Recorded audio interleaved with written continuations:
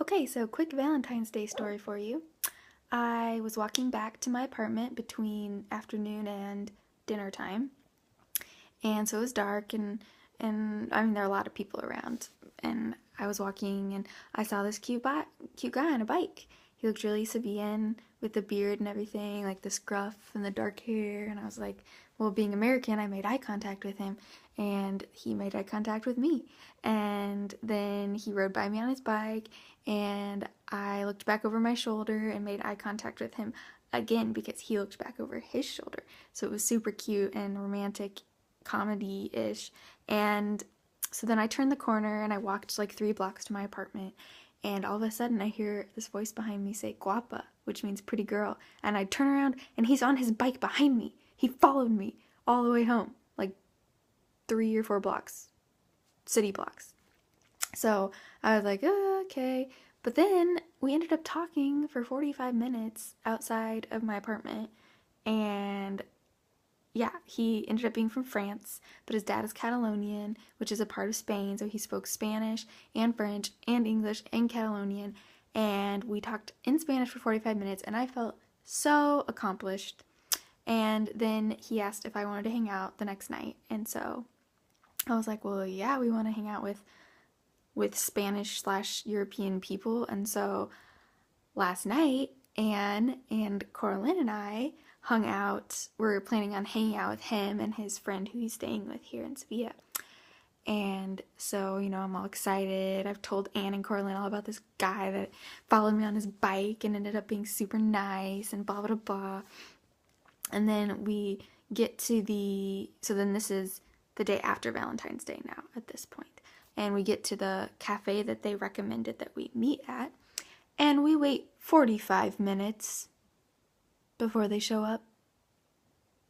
Spanish time says you have to allow 30 minutes. Like, that's reasonable for them to be late, 30 minutes socially here. But 45? Really? So then they come walking in, all dressed in their we're poor musicians traveling Europe with no money clothes. And they were high. I didn't know that, but later on Coraline told me that they were both high.